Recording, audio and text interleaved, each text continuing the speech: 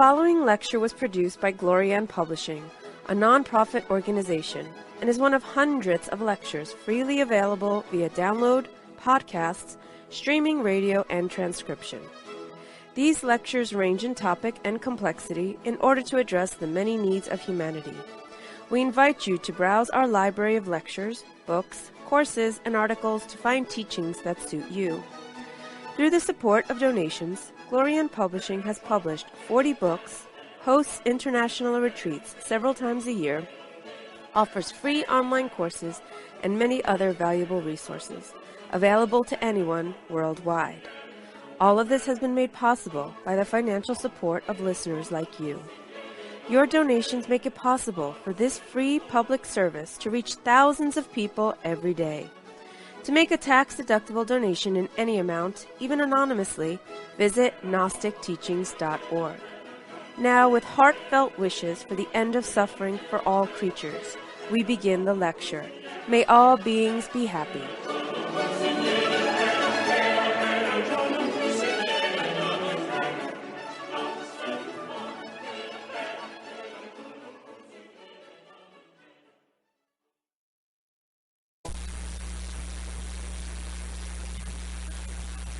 It is an inevitable fact that everyone will die. And a cognizance of that fact is the very basis of an effective spiritual practice. To truly be aware of it on a daily basis. To never forget the inevitability of death. To be a really serious spiritual practitioner, this kind of cognizance is a necessity. Because death, being inevitable, is an opportunity also for a great transformation. If that death is managed with all of the force of our being,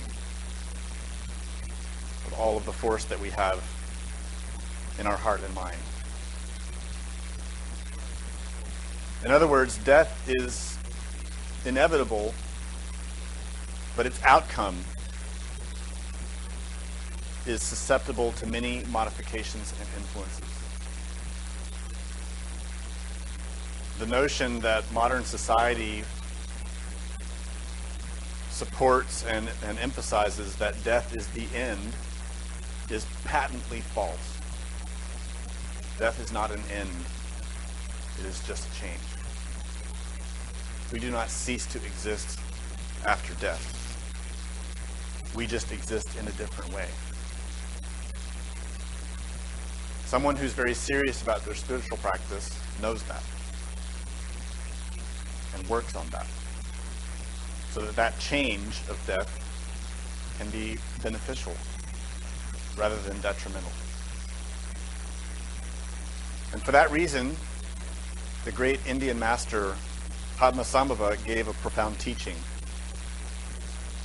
about the six betweens, or six intermediate states through which every organism passes many, many times.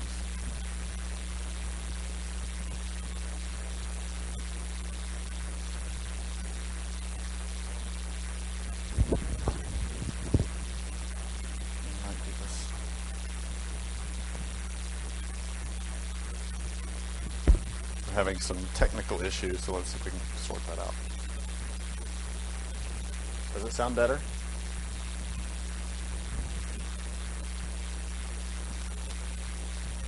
Oh, I see. Yeah, look. Something's wrong.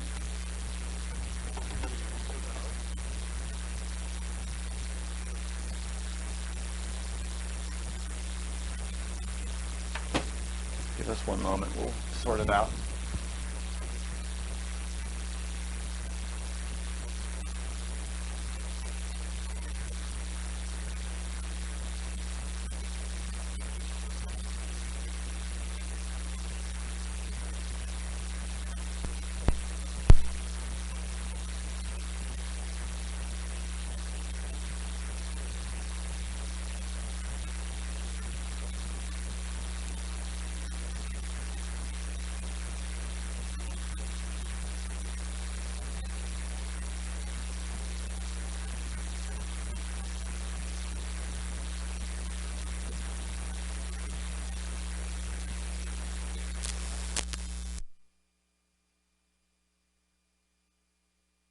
we sorted it out. So the six betweens, or bardos, are states of consciousness through which we all pass and have passed many times. The first is what we call the vigil state. The second is related to the dream state. And the third is related with meditation. These three states of being relate to functions of consciousness. They are states of consciousness that we can only access if we have the training. In other words, most of humanity has not experienced these states consciously, but it passes through them unconsciously in a negative form. So when we talk about that all beings pass through the bardos, we all pass through them, but without knowledge, without realizing it, without knowing it, without controlling it.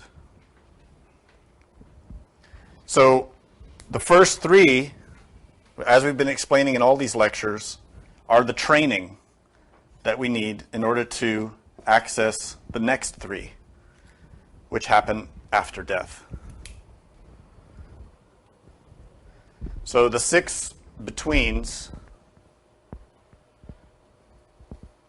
are two groups of three.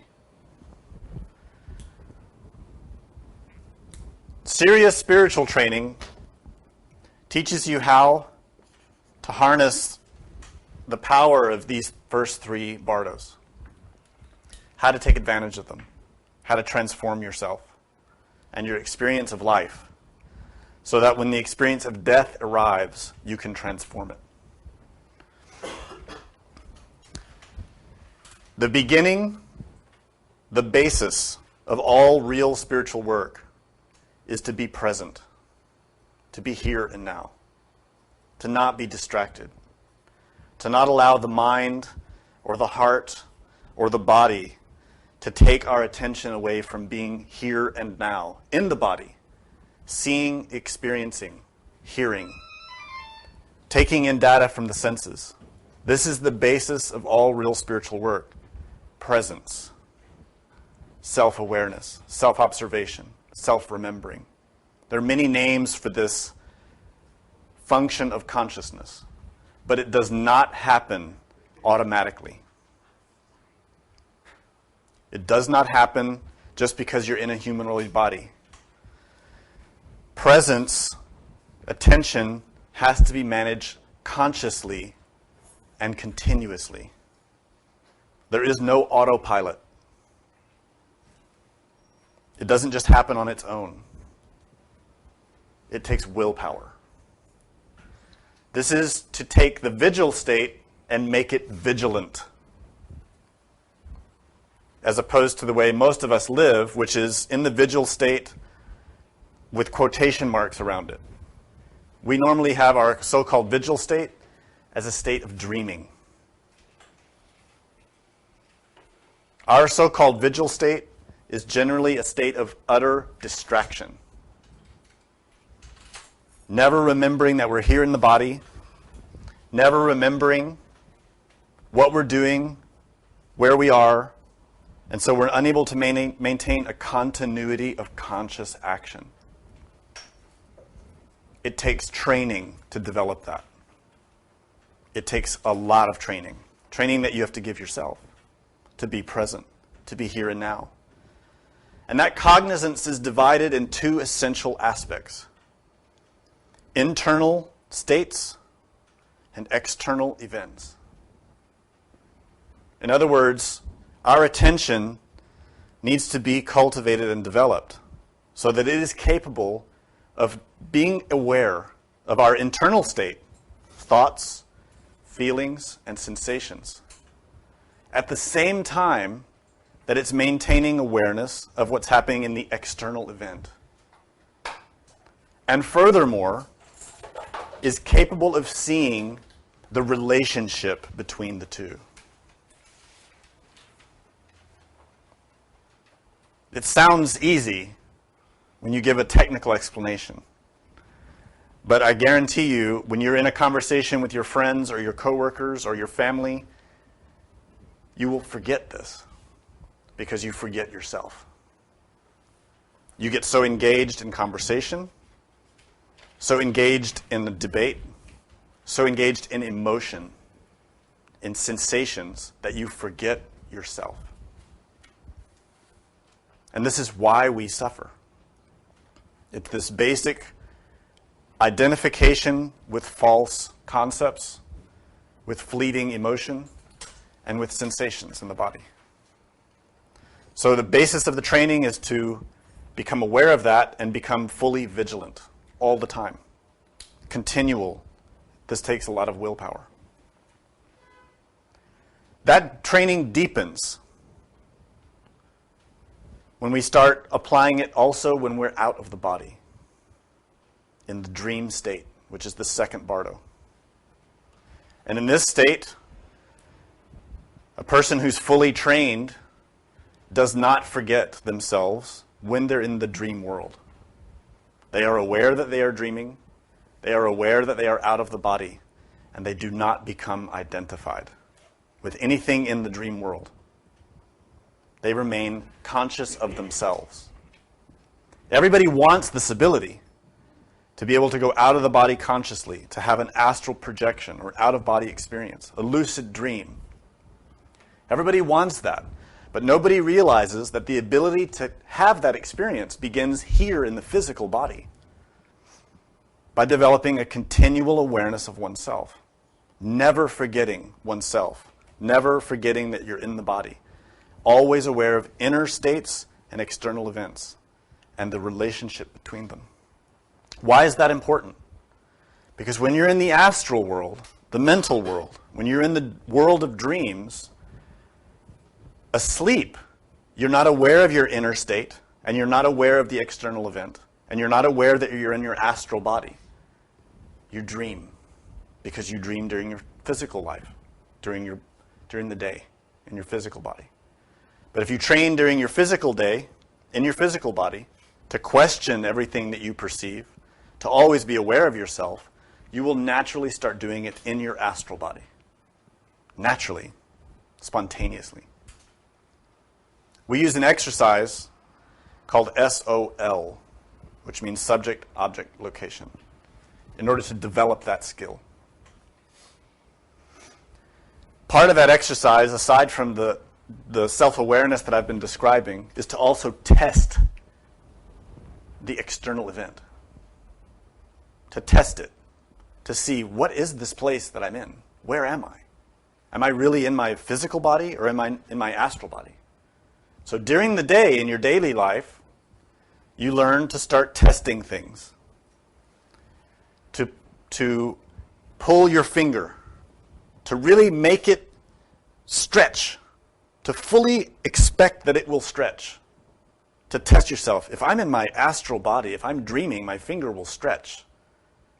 And if you do that physically and really mean it and really test it, you'll start doing it while you're dreaming too. And then one day, you'll be doing it, you'll be testing it, and all of a sudden your finger will stretch. And you'll realize you're in the astral plane. You're not in your physical body. And you will start to awaken. Similar tests can be to push on things. Push your finger through a wall. Bend your pen or pencil or your book, and it will be flexible in the dream world. It's to test things around you. That only works if you have the cognizance, the presence of attention that drives it. If you do this exercise mechanically, without all of your consciousness present, it won't work.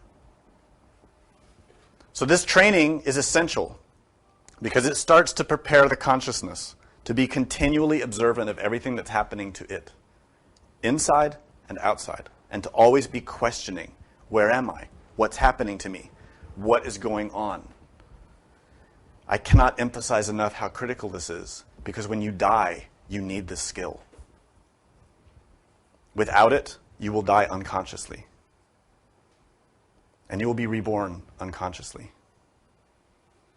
The third phase, or third bardo, is the phase of meditation. In Sanskrit, is dhyana. This doesn't refer to mere concentration. It is a state of consciousness that has complete serenity, is very bright, very clear, very perceptive. It is not a state of daydreaming, of fantasizing. It is a state of beautiful clarity. It is the most beautiful, expansive clarity that you can imagine, that you've ever experienced. It's not a state of consciousness related to how you felt when you ate your first chocolate ice cream. And you felt so good. It's nothing like that. It's not any kind of sensation like a sensation in the body. It has nothing to do with an orgasmic state, like many claim. It is not that. Dhyana is a bright, perceptive, penetrating awareness, a clarity of perception, a calmness of mind, a kind of inner serenity that is deeply profound. Why is that important? In that state, the ego can be seen for what it is. A state of dhyana is a state in which the consciousness is free of the cage of ego, free of pride, free of lust, free of envy, free of fear. And this is the important point. By developing the skill of meditation, which is based on developing skill in the dream state and developing skill in the vigil state, that skill of meditation strengthens the consciousness to be stable and serene no matter what happens in any context. It strengthens the consciousness. It solidifies it. It grows it. But most of all, it helps it access its true nature, which is serenity, which is insight, which is understanding, peace. That's what you want when you die. You need that state of consciousness. Because when you die, you pass through a great transformation, a doorway. And what happens after that depends on you. This lecture is called After We Die. What happens after we die? I can't tell you because it's up to you. The subject or the explanation of what happens after we die is incredibly complicated because it depends on your state of consciousness what will happen. I know everybody wants an easy answer. Well, we all go to heaven or hell, or we all go to this place where there's a bright white light and all our loved ones are there waiting for us, or we just simply cease to exist. We all want these kindergarten Sunday school stories to make us feel better. The facts aren't like that. Death is complicated. It's inevitable. But what happens with it is in your hands. No one else's. Yours. It depends on your state of consciousness. It depends on how skilled you are at managing your consciousness. That's what will determine what happens to you after you die. So we need to study these bardos and understand them very well. After death, there are three becomings, or betweens, and they are death, reality, and rebirth.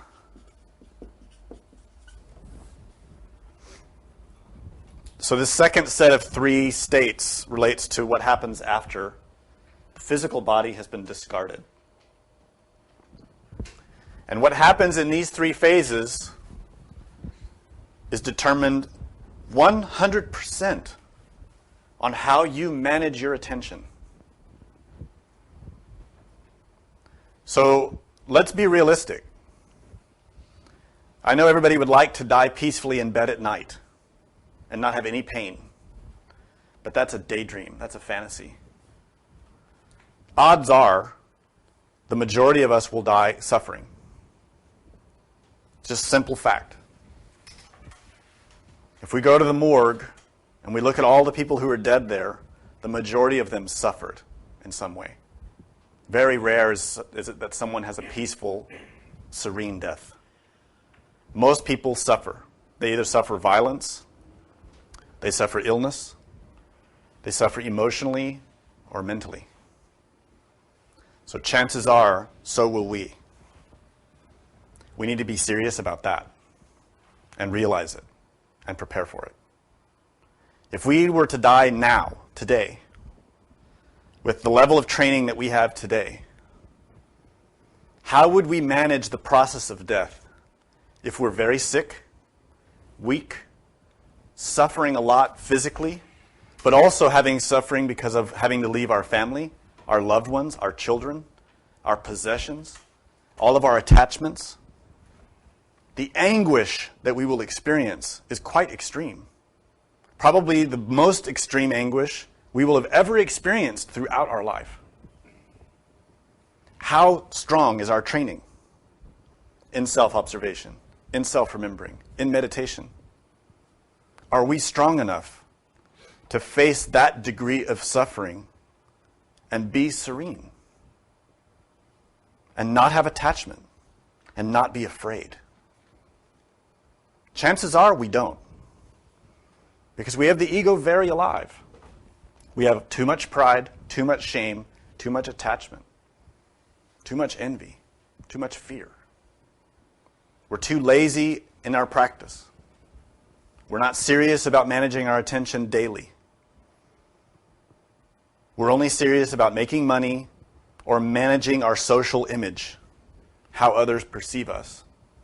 Our spiritual work is pretty low on the list. We might mean well, but when we look at how we actually spend our time and energy, we really don't invest much time and energy in our spiritual work, to be honest. This is going to be a real problem for us when we die. And that's because when we die, most of what we right now think is ourselves will be taken away from us. We've shown you this diagram a few times in this course. These two circles, or sets of circles. On the left, we see a sort of illustration of what a living person has. And on the right, what a dead person has. It's obvious that when we die, the physical body is taken from us. We know that. What's also taken is the vital body, which is the energy of the physical body. What is also taken is our personality. Our name, our language, our cultural tastes, what we like as music, what we like as food, our clothing tastes, all of those behavioral characteristics that we think are our identity. That all is abandoned. And what goes into the other world is the raw contents of our mind and heart. And trapped inside of that is the consciousness. If we have never properly trained our consciousness to be aware of itself, we will pass through the phase of death in the exact same way that we dream now at night, with zero cognizance of ourselves, with zero awareness.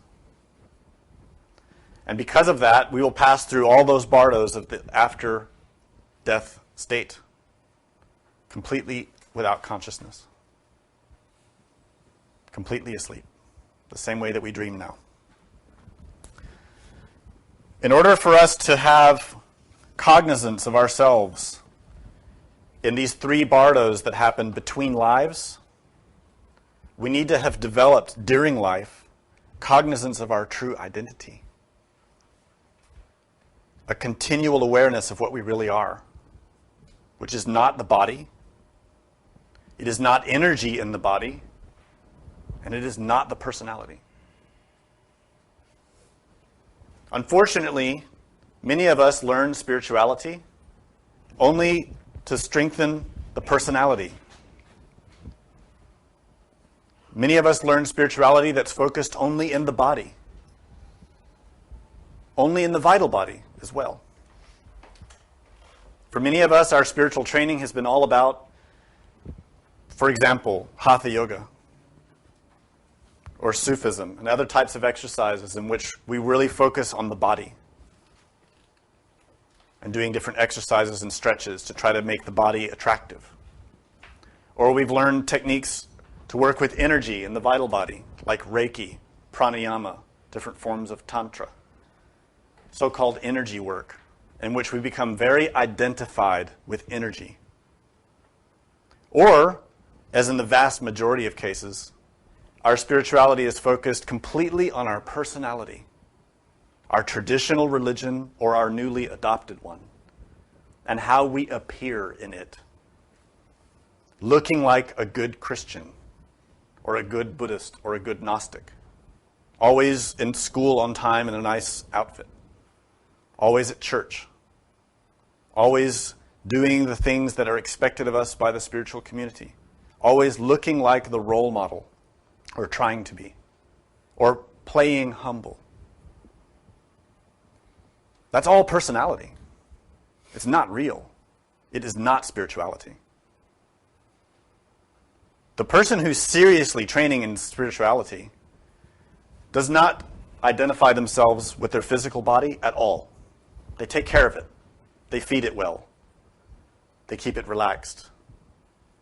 But they don't spend energy on the body. Likewise, they work with the vital body, conserving energy and using energy wisely, but not overly identified with energy or the vital body. And finally, they don't become identified with the personality, with politics, with schools and movements and groups and religions, with who's the greatest, latest teacher, or the latest, greatest book or trend, or what we're supposed to wear when we go to the retreat or this event or that event. They don't care at all. But instead, their attention is completely in analyzing and studying and understanding the relationship between the mind-heart and the consciousness. Because in that relationship is access to the absolute, which is deeper inside. This is important because when we pass through death, the physical body is destroyed. The vital body is destroyed. The personality is destroyed. What will remain of us if all of a sudden we find ourselves on the other side of the doorway of death, still thinking we have our name, our culture, our religion, our habits, our tastes in food and music and places we like to go, but none of that's really with us anymore? What will happen is we won't know we're dead. We won't realize it. And in 99.9% of the cases, that's what happens. Anyone here who awakens their consciousness and goes out of their body or in meditation, perceives the world of the dead, can talk with any person there, and they will not know that they are dead. And that is our destiny, unless we awaken consciousness seriously. That will happen to us. The reason is we don't even know that we're alive. We're in a daydream all day long and all night long, fantasizing, distracted, not even aware that we're here in the body, not remembering who we really are. So by training in the vigil state, training in the dream state, training in the meditation state, we prepare ourselves to be conscious in the death, reality, and rebirth states, to be aware, to not sleep like an animal. When we study this on the Tree of Life, we see why this is so important. On the lower half of the Tree of Life, we see 5 Sephiroth. The lowest is Malkut, which is the physical body. Obviously, with death, the physical body is taken from us. We lose our connection to it. With that physical body goes the vital body, Yasod, which is the energy of that physical body. We also lose that. We also lose the personality. So what remains are these three Sephiroth: Tiferet, Netzach, and Hod. Consciousness, intellect, and heart.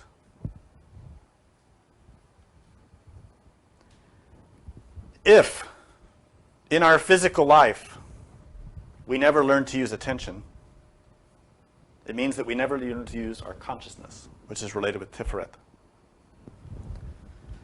That means that when our physical body is destroyed, and the vital body is destroyed, and the personality is destroyed, and we end up in the fifth dimension in our protoplasmic lunar bodies,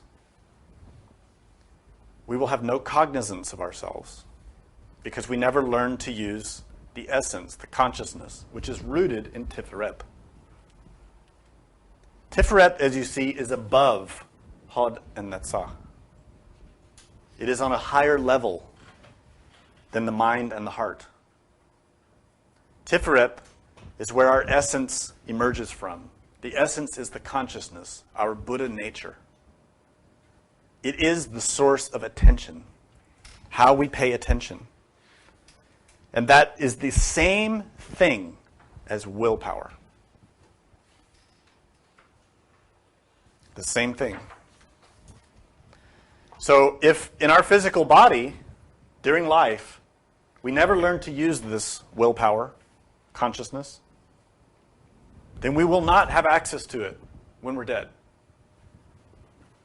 Because we never learned how to use it. We'll be asleep, not knowing we're dead, and just pass through those experiences by karma, pushed by karma. But if we've learned to use it and awakened consciousness, and even better, created the soul, meaning we raised the serpents of the Kundalini, either in the first degree in the physical body, the second in the vital body, the third in the astral body, the fourth in the mental body, the fifth in the causal body. We will have a huge advantage because we will be awake after death. More likely to be awake, let's put it that way. We can still fall asleep. But we'll have a great advantage because we had to have awakened some consciousness to achieve those degrees of initiation. This is important because Tiferet, the causal body, is in the sixth dimension. The mind-heart, or the mental astral bodies, are in the fifth dimension. The fifth dimension is the world of dreams. It's the world of the mind and emotion. On this planet, in our psyche, the fifth dimension is completely corrupted by our ego. The fifth dimension, because we are so deeply asleep and because we have so many desires, is a very, very tricky place.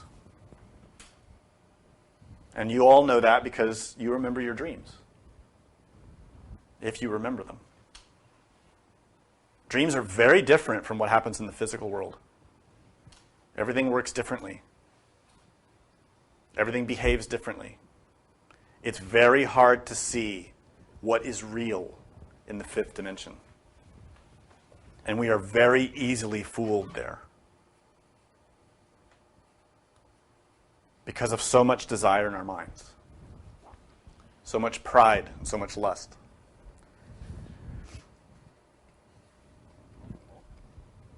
If we want clarity and be able to see what we're experiencing and be able to discriminate what we see and experience, we have to develop that skill in the physical body now.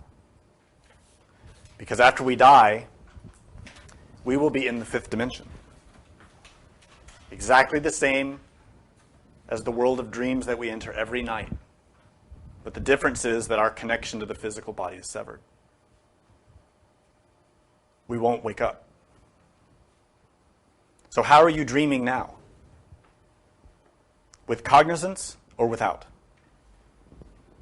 Do you remember everything that happened to you for those 6 or 8 or 10 hours that you were lying in the bed? How much of that do you remember? How much of that are you cognizant of? How much of that time were you aware of where you were and what you were doing? The answer to that question will tell you what's going to happen to you when you die. And if you don't like the answer, then you should start training.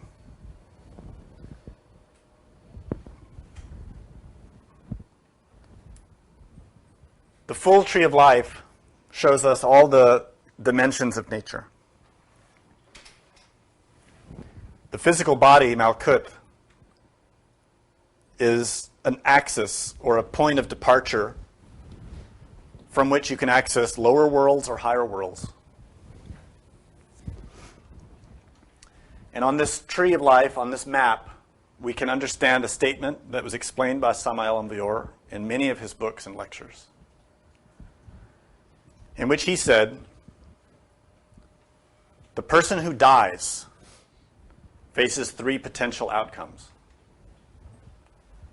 The ones who have earned it achieve a vacation of sorts, an experience in the superior worlds, in which they experience the pleasures and happiness and serenity of the heavens, those dimensions that are not corrupted by desire.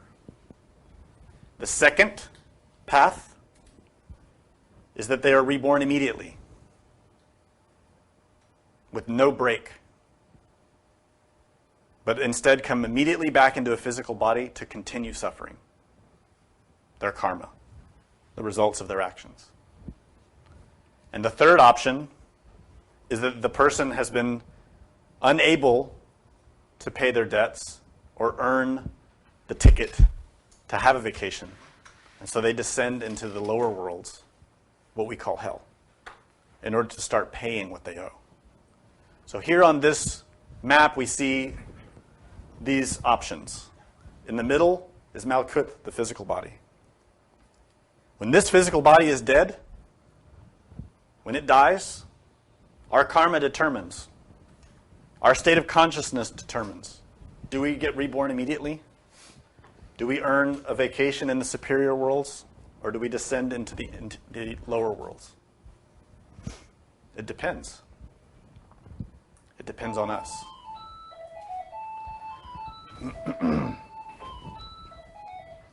So let's examine exactly how this happens, as close as we can get exactly, because really there are so many factors at play in this scenario.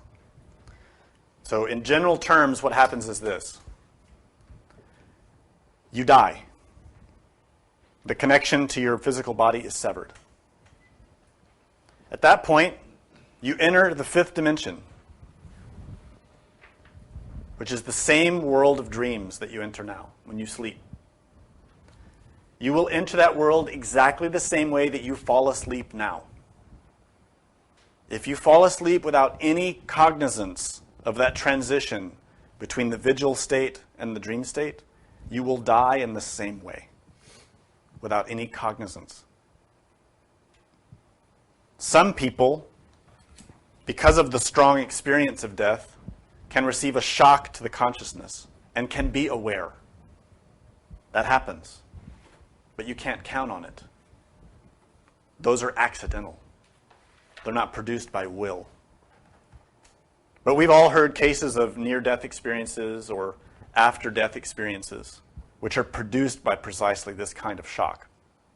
They're accidental.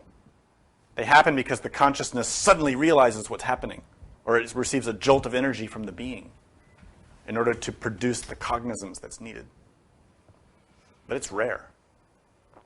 Most of the time, people die the same way they fall asleep at night. They just fall asleep and float into dream world without any awareness of what's happening to them. So because of that, we won't know where we're going or what we're doing. We will be in a dream. No cognizance. No awareness. Not even knowing we're dead. We will perceive the same way we perceive our dreams.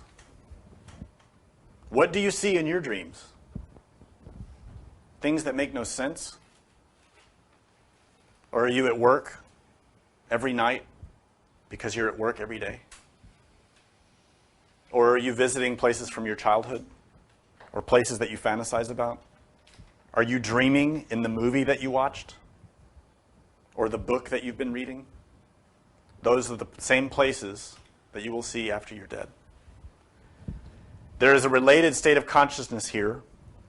In Sanskrit, it's called devachan. Many people, especially in modern spiritual groups, talk about devachan as though it's something good, as though it's a kind of heaven in which you're reunited with all your loved ones. But let me explain something very clearly. Devachan is a projection of the mind. It doesn't exist. It's an illusion. Many of those people who die and then come back report seeing all their loved ones and being welcomed by all the people that died before them. And they experienced that, but it was a projection of their mind. That kind of experience can happen in reality also, but one has to earn that. It doesn't just happen to everybody. It has to be earned. In most cases, it isn't. And so when most people die, they project that. They're projecting their desire because they're afraid, because they have attachment. And so what they see is what they want to see. After an experience of death, and the soul or the consciousness is liberated from the body, at a certain point, the consciousness begins to receive a test. This happens to every disincarnated entity. The disincarnated one suddenly is where they were right before they died. Seeing whatever they were seeing and experiencing whatever they were experiencing right before they died. If they were at home having a meal, suddenly they are there having the meal at home. Enjoying the food, enjoying the company of their family or friends. And that event plays out. And they start to go backwards, event to event, experiencing everything to the smallest degree that they experienced in their physical life while they were alive. And the problem is, nobody realizes that they're dead. So they're living out their life. And without realizing it, they're living it out in reverse. In other words, they are replaying every instant of their entire lifetime. Everyone's heard about that experience of when you die, your life plays back before you. Let me explain something clearly so you understand this. Time in the physical world is only in the physical world. The fifth dimension does not have time like we do. And that's why when you fall asleep for a nap, and you can dream and feel like you're dreaming for hours and hours and hours, and then you wake up and it's only been 15 minutes. And you're astonished. I thought I was asleep for hours. And that's because time functions differently. It has a different vibration, a different rate. We call the fifth dimension eternity because it's really circular. Time is not linear. Anyhow, that's another subject. The point being, this process of reviewing one's life is relative. Sometimes you may hear it happens in 3 days. That number is symbolic, not literal. The actual expanse of time is your lifetime. You relive it. But will you be conscious of it? Will you be aware of it? What will happen as you replay the events of your life and you revisit your mundane, dull job? Will you respond to it in the same way that you respond to it now? With boredom and seeking distraction? What about those moments when you suffered, when you were rejected or betrayed or lied to? Will you experience the same pain and anger and resentment? What about those moments when you indulged in lust? What about those years you spent identified with pornography, identified with lust for another person or persons? What will happen to you when you replay those scenes in your mind when you're dead? Will you be identified with them again? Will you demonstrate through this ordeal that you have not changed?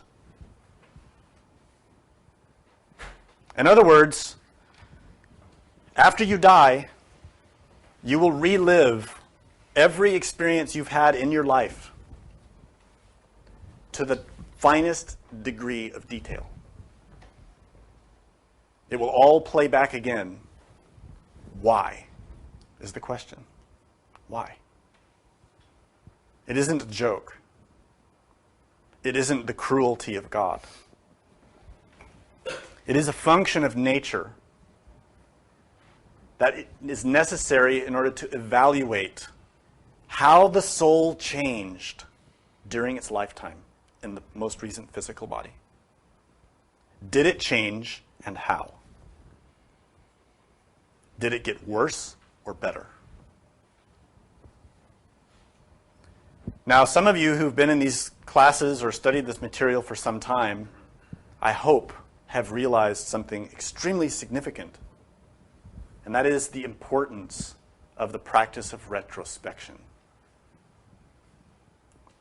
We teach retrospection on every retreat, and we practice it on every retreat because it's so important. The practice of retrospection is a practice of meditation in which we consciously review the day. So in the evening, when you sit to meditate and you put your body in a state of rest, you deepen your self-awareness that you've been cultivating all day long. You deepen that presence and self-awareness. You close your eyes and you rest your body, and you start to play back in your mind everything that happened to you during the day. Not to change it, but to observe it and to learn from it. To find those things that you shouldn't have done, or shouldn't have felt, or shouldn't have thought, and to analyze them and learn how to change. Now, if you've spent your lifetime in your physical body, training in that way, I'm sure you can see that your experience of the revival of your life's experience after death will be very different from someone who never trained in retrospection. Because you have spent your whole lifetime reviewing your life, looking over all the things that you thought and felt and did, not identifying, not getting sucked back into the emotions, the thoughts, the attachments. So the person who has training and dies and is cognizant and begins to revive and relive their life's experience will be aware of it, will know, I'm dead.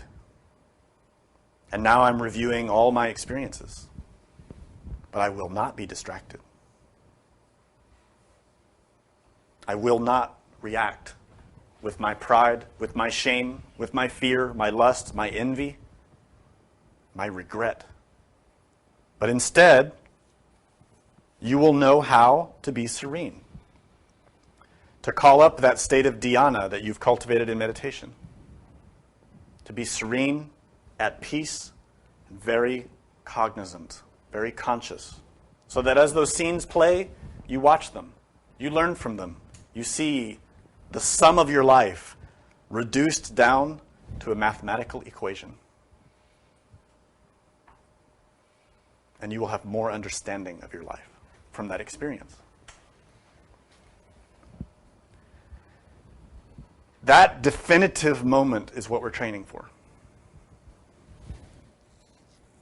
We talk a lot in this tradition about initiations, creating the bodies, sexual transmutation, astral experiences, jinn state, awakening chakras, pranayamas, breathing exercises, Tibetan exercises, all kinds of different techniques and tools and experiences, but none of them matter as much as what happens when you die. None of them.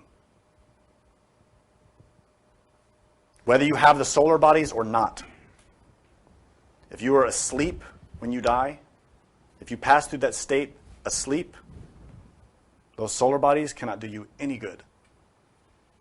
And don't think that the solar bodies or initiations will guarantee you that you will be awake. They don't. You can't use the tool if you don't remember it. There are many people that have solar bodies and they are completely asleep. The solar bodies don't awaken your consciousness. They're just vessels. They're vehicles. They don't guarantee you anything. Masters fall. Buddhas fall because they become identified. What matters is our state of attention. That matters more than anything. I say that because it's easy for the single people to feel a lot of anxiety because they don't have a spouse. And they feel so upset. I'm not going to get my bodies or raise my kundalini. I'll never make it. And then the married people think, I'm married. I can't do it with this burden. My spouse makes my life too hard. I'm suffering too much. These are distractions. What matters is the state of consciousness. Your marital state doesn't matter. Whether you have the bodies or not, you are in the situation you are in. Take advantage of it. Don't be distracted by details, by theories, by beliefs. Pay attention. Be present.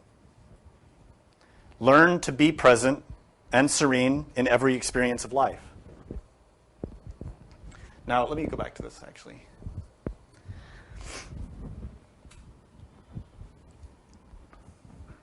From moment to moment, our mind is surging. Our heart is surging. It's never still. It's never at rest. Because we're always having new impressions enter us. And those impressions come in the senses, and they create reactions. Because we don't transform them consciously. We might halfway do it sometimes when we remember. But most of the time we don't remember. So the mind is constantly surging with new impressions, new sensations, new thoughts and feelings. What are those reactions churned up in the mind during our daily life? If we're not managing them, if we're not conscious of them and transforming them, we're asleep. When we go to sleep at night, the same thing happens. We have a lot of perceptions that happen to us in the internal worlds. We're not cognizant of that. Those impressions flow into us, and the mind reacts. We become identified with all our desires. That's why we dream about expressing our anger, feeding our lust, feeding our envy. Our dreams are reflections of the contents of our mind.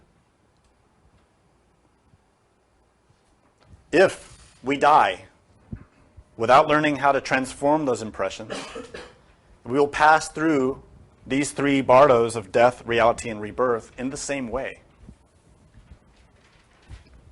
We will pass through our resuscitation of our life's experience in the same way. And just as today, when someone criticizes us and we feel pain in our heart, and we feel anger, resentment, or even shame, or a blossoming of pride, I'm not like that. The same thing will happen after death. And we relive that experience, and the same reaction emerges as us, and we get identified with it again. Thus, we haven't changed. The danger is that after that experience of reviving and reviewing our life's experience, we are judged. Not by a judge who's set up on a throne to condemn us. Because we tend to think of judgment as a person in authority with a very cruel face, sitting up on a high chair, eager to send us to hell. That is not what judgment is. Judgment is simply an acknowledgement of the facts. That's all it is. It is the exposure and examination of the facts. Your good intentions do not fit into the equation. What are judged are the actions of the soul. We've all seen the ancient Egyptian illustrations of Anubis with his hand on the scale. And on the scale are balanced two trays. On one is a feather, and on the other a jar. And that symbol is very deep, because facing Anubis is Ani, the soul, the disincarnated person, who's there to face Anubis and have his soul weighed. Anubis doesn't do this out of cruelty. He does it out of love.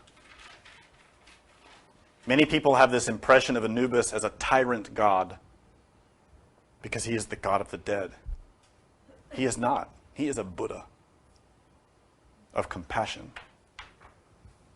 A great, compassionate angel. A great master with enormous love for humanity. But his job is to balance two columns that keep the temple standing: severity and mercy. These two always have to be in balance with each other. He is the God of the scale, who balances the good versus the bad. The harm we did balanced against the good that we did. And the other meaning there is the feather is the mind, and the jar is the heart.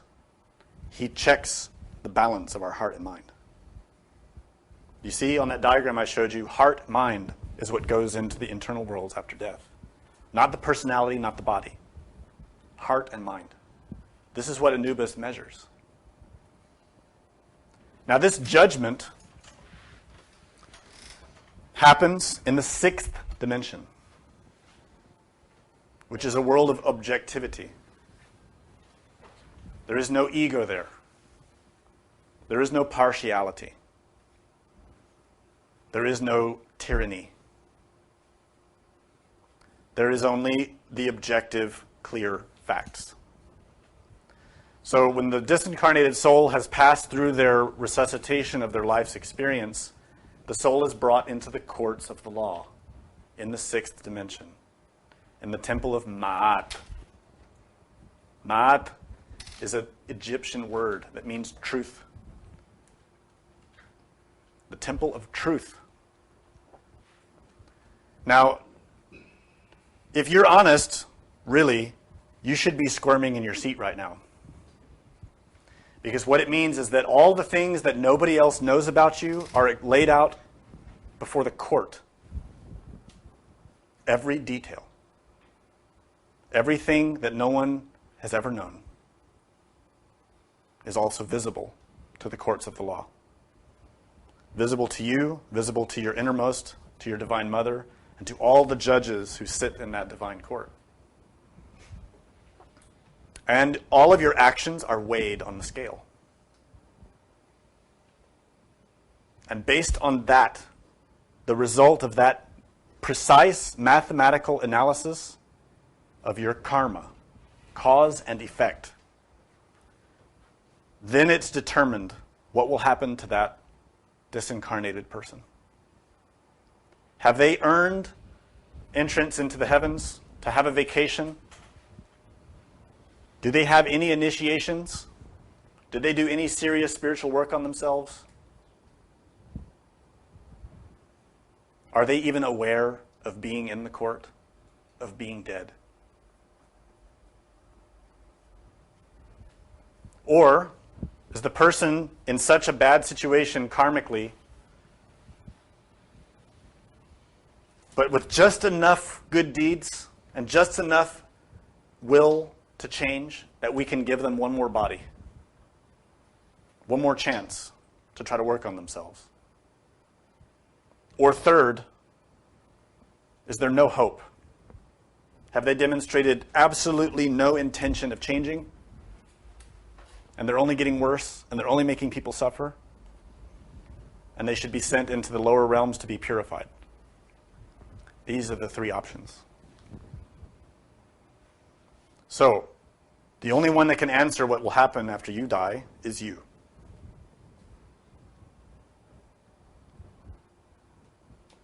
It all comes down to what you've done with your time, done with your energy, done with your life. In this, there's no room for fantasies. There's no room for affirmations or believing that we're a good person so God will forgive us. God forgives every soul once the possibility of the crime has been removed from that soul. In other words, forgiveness is earned through action. Those souls who earn a vacation enter into the heavens. Their experience there is determined by how much they earned. If someone did a lot of sacrifice for humanity, really helped people a lot, I'm talking about on the level of Gandhi,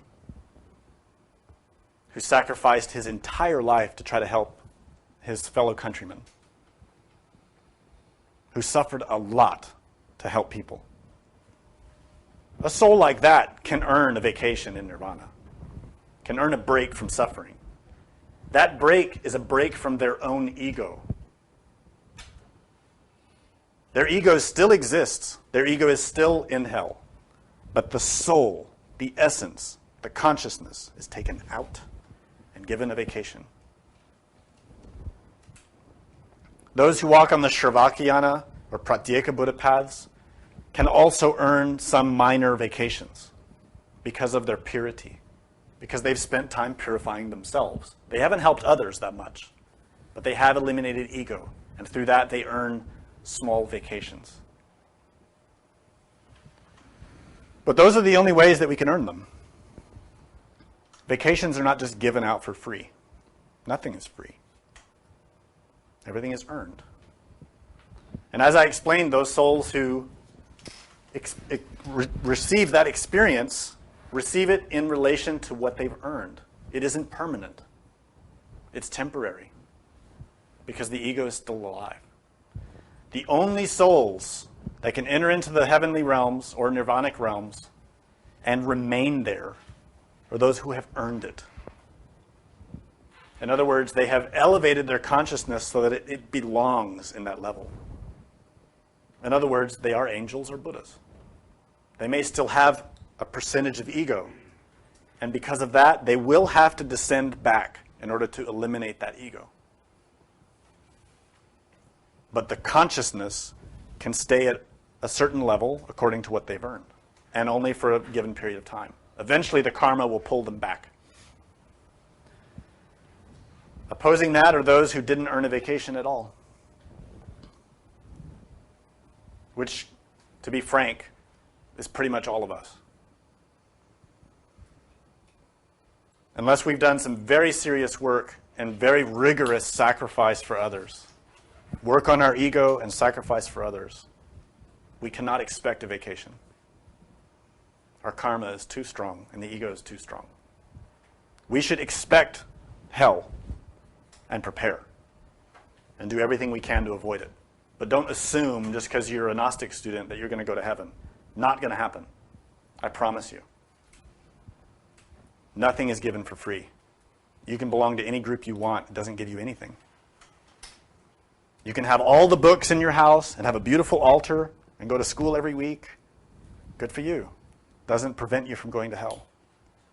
Hell is related to the contents of your mind. contents of your heart. So if we do die and have to pay that karma by processing through the infernal worlds, then that will be our experience after death. But that is not forever. This is a great misconception propagated by many religions nowadays, that heaven and hell are forever. They are not. The places exist forever, yes. But the souls don't stay there forever. It would make no sense to have to pay forever for something. God is not a tyrant who wants people to suffer for eternity. God is a God of love. Christ is pure love. Hell was established by Christ as an act of love to purify those souls who are not capable of purifying themselves. Thus, hell is an experience that will be sustained as long as it's needed to clean the soul of its crimes. Now, don't start thinking that, well, I didn't do much that was bad, so maybe I'll only be there for a couple of days. I wish it were like that, but it's not. We've had many bodies. For all of us, it's more than 100 in humanoid bodies. And we have a lot of karma to answer for. A lot of pride, a lot of envy, a lot of anger, a lot of lust. And that has to be purified from our consciousness. So we will enter into those worlds and gradually descend from level to level into deeper and deeper and more intense applications of pressure and heat, which pulverize the defects that we have. It is not pleasant. If you've ever had a nightmare, you've tasted it. It is extremely unpleasant. Many people ask, are the souls conscious of being in hell? Are they aware of the suffering? And the question is absolutely yes. The consciousness has to be freed. The nature of consciousness is to perceive. It is to be aware. That is its nature. But we've trapped it in defects, in vices. So when that soul, that consciousness passes through hell, and hell is pulverizing those vices to free the soul is aware of that and suffers. It's painful. And it lasts as long as it takes to destroy those defects. Hundreds of years, thousands of years. Look into your own mind. What kind of defects do you find there? And how hard are they? How deep? How strong? That will give you an indication of what you have to look forward to if you don't eliminate them now on your own. It's very serious business. Gradually, all the souls that enter into the hell realms are brought through that great recycling machine of nature. And all the forces of nature work to pulverize the defects until at the end, depending on the karma of that soul, it is projected out of it clean. And able to start again in a new cycle of evolution, in another age. Remember also that time is relative, as I was explaining. Time is relative. The experience of time in hell is extremely slow. You won't have your iPod, so you can pass the time. You won't have a good book to read or a TV to watch. You'll be revisiting and replaying the cause of the crimes. So this is a very serious topic. And when all of those debts are paid, the soul is freed from that realm in order to begin again a new cycle, but having gained nothing but a lot of suffering. Some people mistakenly believe that they can take the path through hell as a spiritual path. And this is a very popular concept, even if you may not have heard about it now. It is very popular amongst many groups. In Kabbalah, in Jewish groups, Buddhist Tantra, and Hindu Tantra, this is an extremely popular notion. You may not be introduced to it in the introductory levels of those schools. But as you awaken your conscious negatively, they will start to reveal to you their intention, which is to indulge in the ego, to fatten the ego, to make it as heavy and dense as possible in order to propel themselves through hell. But their logic is all backwards because they ignore karma, cause and effect. They think that by making a big fat ego, they can project themselves out the other side more rapidly and acquire more knowledge. But they are ignoring karma. Everything you do has a consequence. Every time they deepen an ego, they acquire consequences for that must be paid. Suffering is deepened. They are delaying their progress and committing crimes. So be aware of what you study. What you see on this chart that shows the heavens and hells are levels of nature. The heavens correspond to regions of light that we can't perceive with our physical senses. And the hells also to opposed regions of light that we can't perceive with our physical senses. In other words, the heavens relate to ultraviolet levels of light, and the hells to infrared. Another thing to clarify for you is that these forms of light, these levels of existence, are not in some other place. They are right here. We just don't see it. Your consciousness can develop the ability to see it if you awaken.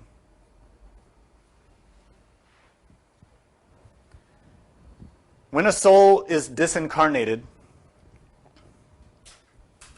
it enters into the fifth dimension, which is a region of light that is not physically perceptible, but is clairvoyantly perceptible. In other words, the fifth dimension is here and now. We just don't see it. That's why occasionally, due to atmospheric effects or energetic effects on a person, you can sometimes see the dead. Usually, when we see someone who's dead, it's the disincarnated personality. It's the old personality that has not yet decayed and is just wandering around. I had an experience of this a block and a half from here a few years ago. When I was asleep, I was laying down to sleep, doing my dream yoga practice, trying to maintain cognizance of myself, lying down in a bed. And an old woman came in my room, very angry, yelling at me. "What are you doing here?" She had a Polish accent. "What are you doing here? You shouldn't be in here. Get out." And I just looked at her and started to say a little prayer. And she dissolved. It was an old personality of a woman who used to live in that apartment, who still has not been decayed by nature. It wasn't her soul, it was her personality. So if you're falling asleep or you have a drowsy state or there are atmospheric effects, that level of nature can become visible. So most of what people report as ghosts are just that. Disincarnated personalities.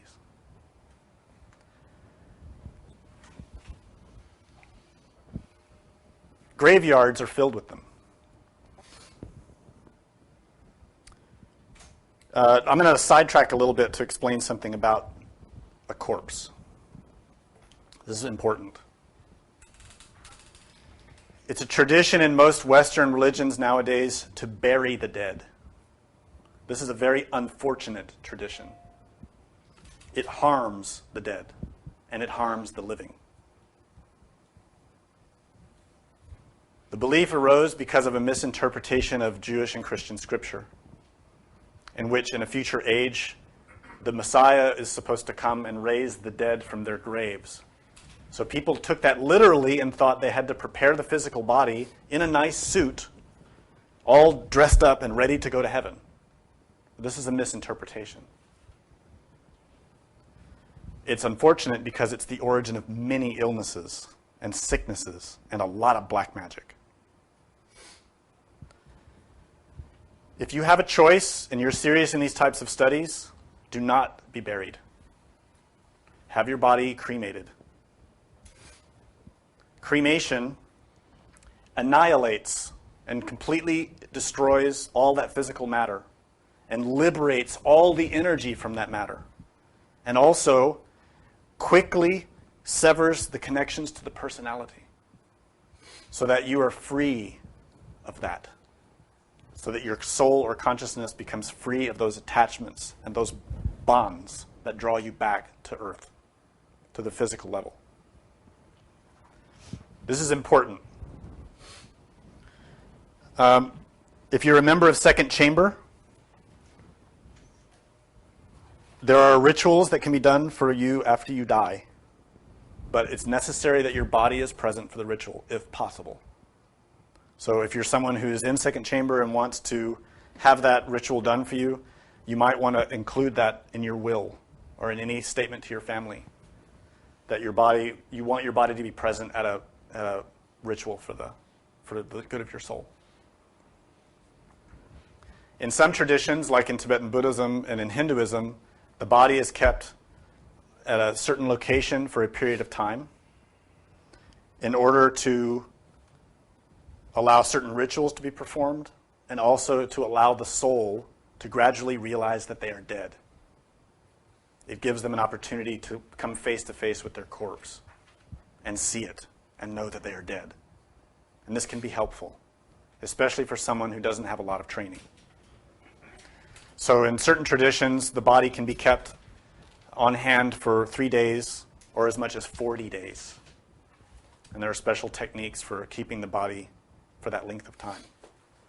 And generally, the 40 days are for advanced practitioners, because there are techniques that are involved there that help them move on to a new birth.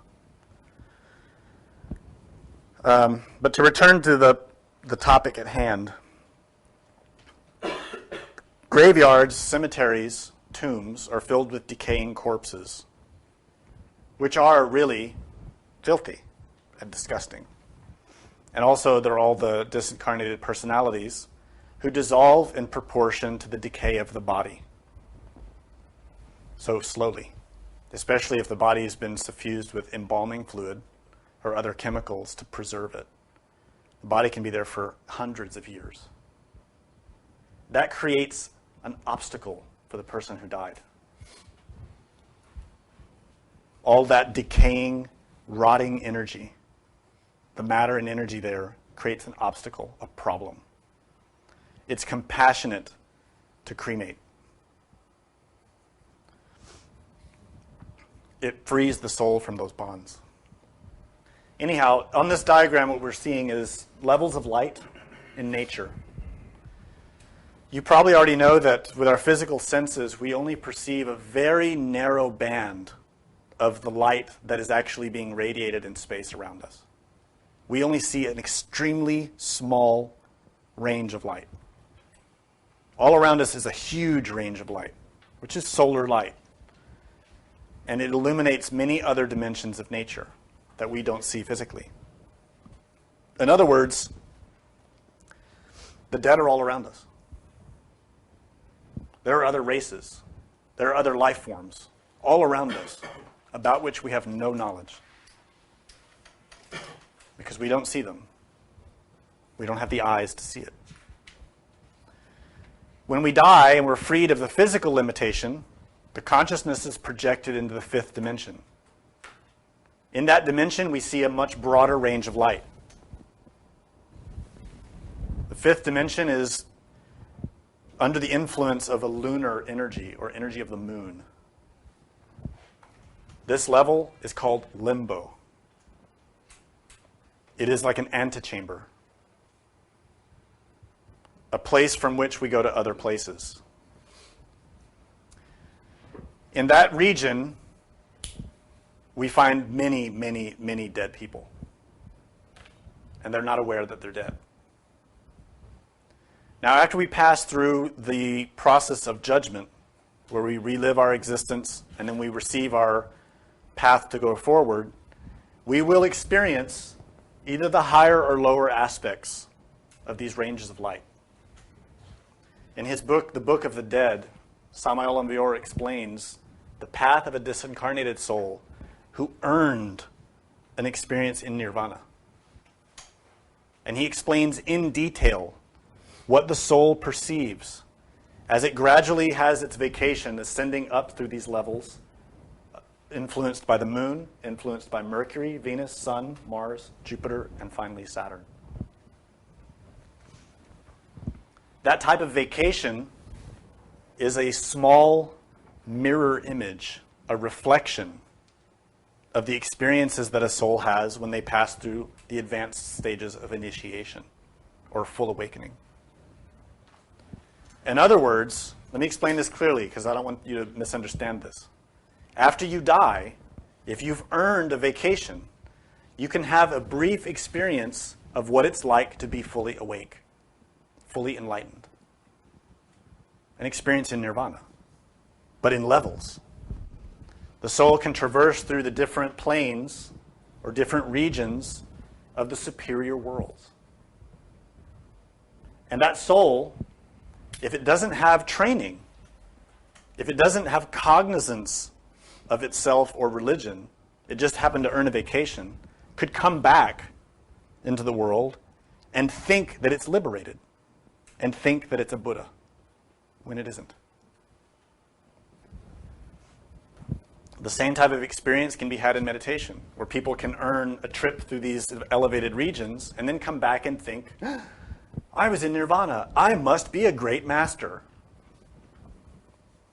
A very naive mistake and a very common one. And there are many who claim to be the incarnation of such and such person, and this great master come back to earth, and so on, when they're really not any different from anyone else. They have a huge fat ego of pride, and that's the only difference. On the obverse side, those who have a trip through the infernal worlds also pass through regions influenced by the planets, but these are the infernal aspect. So in the regions of the moon, in the regions of Mercury, in the regions of Venus. And these regions are well described by Dante in his book, The Divine Comedy. In each level, there are psychological influences. Different aspects of the psyche become more readily apparent because they are under the influence of those planets. So if you study the Klipoth or the books or scriptures about hell, you will understand why the planets are related to those spheres and why the dead pass through them. It's important that we grasp this polarity in nature. Superior worlds and inferior worlds, they reflect each other. There is a tree of life in the heavens, and there is a tree of death in the hells. Where we go depends on the content of our mind. So I encourage you to train very rigorously in the first 3 bardos. Learn to never forget yourself. Be present. Be here and now at all times and in all things. Learn to always be watching what's happening in your inner state psychologically in your 3 brains, and what's happening in the external event in the world around you, and what is the relationship between the two. Constantly watching. It isn't a matter of intellectually analyzing, oh, I see, that is my intellectual brain. It isn't that. It is to be constantly watching. Never stopping, watching and watching and watching. And then, after you've done that the whole day, and at night, retrospect that day. Continue your self-observation, but sit down or lie down and let your body come to a complete rest and review the entire day. Everything you can remember. Review it. Just play it back. You don't have to go into any deep intellectual analysis. Listen to your heart. Your heart will tell you, I shouldn't have done that. How could I have reacted that way? I felt pain there. Why did I feel pain? This is in the heart that you ask these questions, not the intellect. And then after that, when you're going to go to sleep, go deeper in that self-observation and self-awareness. And let the body fall asleep, but don't forget yourself. This is the moment where you train to die. We have many techniques and practices where we work with dream yoga and astral projection, including the SOL technique I taught you. We also have the many mantras, many prayers, many visualizations that we work with. Many techniques, like, for example, to let the body become very drowsy and relaxed, and as soon as you realize that you're about to fall asleep, you jump out of the bed in order to float in the dream world. These are very effective techniques, but you can't do that when you're dying. You may not have arms or legs. You may not have a body that can move at all. It's too late to train at that point. You'll be facing the great moment. You need to be ready. So every night when you fall asleep consciously. Let the body fall asleep, but you remain aware. You probably won't succeed tonight. Just be prepared for that. It's probably going to take you some training. But try it every single time you're going to sleep, even for a nap. Learn this. You can learn it. If you have a cat, they do it every time they take a nap. They're experts, and they can teach you how to do it. You can do this because it's part of your inner nature. It's the nature of being any organism on this planet. When you sleep, your consciousness goes into the fifth dimension. You just don't know it. So learn to know it. That skill needs to be developed now. When we have a life that's relatively free of suffering and affliction. When you can actually have a peaceful evening. Even if your life is chaotic and painful, you do sleep every night. So when you lie down to sleep, take advantage of that experience of having some degree of quietude and silence where you can really concentrate. And you need to remember something really important here. The ability to do this is more important than a couple of hours of sleep. Unconscious. A couple of hours of really trying to do this is way more valuable to you than passing out like an animal and sleeping without any cognizance. I've had so many students say, well, I can't do that because I have to sleep well for work the next day or school. I have too many things to do and I'm going to wake up tired and I'll be miserable. Okay, yeah, you might be, but you might have learned something too. What if you started learning this technique? Wouldn't that be more valuable than those couple of hours that you've got? I mean, you've already slept how many hours out of your life, right? We've already slept years away. We can give up a little time here and there to learn these techniques. If you're a very serious practitioner and you don't care if people make fun of you at work the next day because you look sleepy, don't sleep at all. Don't allow yourself to fall asleep completely as a consciousness, but work with this technique throughout the night. You can, it just takes willpower. Most of us don't have enough willpower. We love to fall asleep. But if you have sufficient willpower and you lie down and you start really seriously working to fall asleep cognizantly, gradually, with sustained effort, you will figure it out. It isn't hard. It takes relaxation and concentration. And the thing that's going to accelerate your progress in this the most rapidly is to be remembering yourself all day long. It isn't going to, I've heard certain students say, is there some technique I can do before I do this practice that will give me a lot of energy and help me do it? Yes, remember yourself all day. That would be the most powerful thing you can do to sustain a continued state of observation of yourself. A little extra help, do some pranayama, or do your transmutation practice with your spouse. That will give you a lot of energy to the consciousness if you do it properly. It will energize the consciousness for these types of exercises. And you can use any of the other mantras and techniques that are taught in the many books. The important thing is, learn to fall asleep consciously. It's easier to go out of the body this way than any other way. The technique of SOL, where you pull your finger or test matter, is kind of an accidental practice, because it depends on you just happening to remember every once in a while. You might not remember. But if you learn to fall asleep consciously, you fall asleep every day. Imagine if you can do that every day consciously.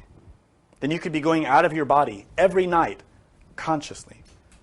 And then from there, you can learn to navigate in the fifth dimension consciously. And then when you die, you're ready. You're ready. Especially if you've meditated and learned how to access dhyana, or real serenity. This is what's needed if your death is painful or traumatic. The ability to go out of the body consciously is important, and we need that, but it's only a first step. What if your body is painful? What if your heart is in pain? Your mind is in pain? You have a lot of anguish and attachment at the moment you die. Will you have sufficient concentration to go out of your body consciously at that point? Probably not, because the mind will be so agitated and the body suffering so much. The way you can do it then is to be able to meditate deeply. In a state of dhyana, you can be in a body that is filled with suffering, but not suffer. The consciousness can be in that body, aware of the suffering, but not suffering. And that's the technique, really, that you'll need if you have a very painful death. And chances are many of us will. So these are the very basic, fundamental techniques to prepare for a good death. There are more advanced techniques, many of them, but those we have to work towards. And anyone who's very serious and learns these introductory techniques can go on and learn more. Can learn to do many things that are really and truly amazing. But it's useless for us to study them. We can't even retain cognizance of ourselves for a few minutes at a time. So, do you have any questions? When you talk about when we die and we can do like, when we can act of members, will, something like that, to have the practices for our body and soul to go properly. Can you do that, like, if they have to be done on people who have studied and been preparing themselves for it, or you can do it on your family members, for example, somebody died in your family and you want their soul to be relieved of all the physical body and you pray for them. Can you apply that on them, or they have to also they have to prepare themselves for it? Right, I understand. There are rituals appropriate for every level of person. So it depends on the degree of training of the person, what they'll actually be able to be affected by or helped by. The techniques specifically that I was mentioning related to second chamber are for people who've had training. It would only benefit them. They have to have enough skill so that once dead, they know they're dead. Then that technique will help them. And it's similar to many of the techniques in Hindu and Buddhist Tantra. Also in Taoist practice, there are techniques for helping the dead. But for those who don't have training, there are also techniques that we can do. And some of them are detailed in the books of Samael and Vior. But they're quite simple. Basically, they are to pray and to send a lot of positive energy to that person and to encourage them to go, to be aware of themselves and to not be attached to the family, but to let go.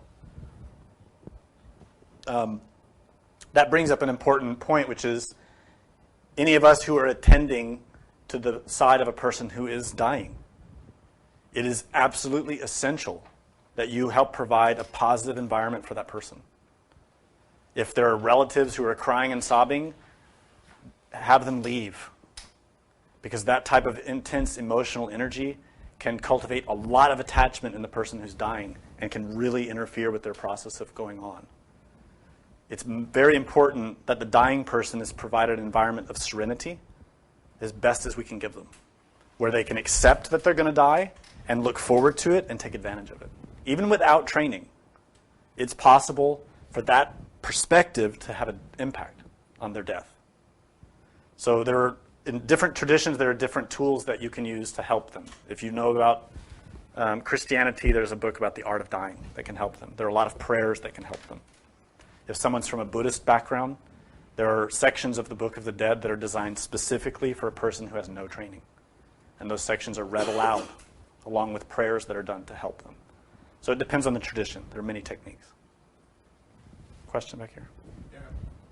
How important is the death of the ego in regards to preparing ourselves to astral project consciously, and also to prepare ourselves with the death of the physical body and everything connected with it? Mm-hmm. The death of the ego obviously is the most important factor in all of our spiritual work. That can't be emphasized enough. It should be our central, ultimate focus daily, is to be working on the ego, precisely because of its karmic weight that keeps us suffering. But having said that, you can't work on the ego if you're asleep. So in order to get to a point where you can work effectively on the ego, you have to awaken consciousness. And that includes physically and in the other dimensions. So really, you need a practice that's well-rounded, that has these different aspects. And that's why we analyze these first three bardos. All three of these, vigil, dream, and meditation, are about awakening consciousness and getting the consciousness to be stable and serene so that it can work on the ego without getting identified. The danger exists for many people who learn this doctrine and learn about the importance of working on the ego, and they work very diligently on it, but they never awaken. And so that work becomes the ego working against the ego, which will be fruitless. And you find that it's very common in many schools, in many traditions. The students become very fanatic. They're hurting themselves and hurting other people. And they talk a lot about working on the ego, but in fact, they're building it because they don't have consciousness under control, active, awake, aware, and able to serenely work on the ego without identification. Does that make sense to you? This happens all over the place, especially in Gnosis, especially in the Gnostic tradition, and especially in Buddhism and Hinduism. It's very common. There's a lot of focus on working on defects, on aggregates, sins. But your pride and your shame cannot eliminate your lust. Your Gnostic pride cannot eliminate your envy.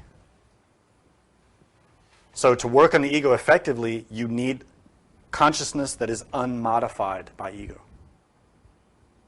And the same happens with the process of dying. Someone may have built a big, fat, spiritual ego. And that ego can be awake. It can have perception. You've got to remember that every ego has in it consciousness. It's the consciousness that gives the ego its power, its energy. Consciousness is perception. It is clairvoyance. It is astral travel. And if that consciousness is trapped in pride, it can go into the astral plane.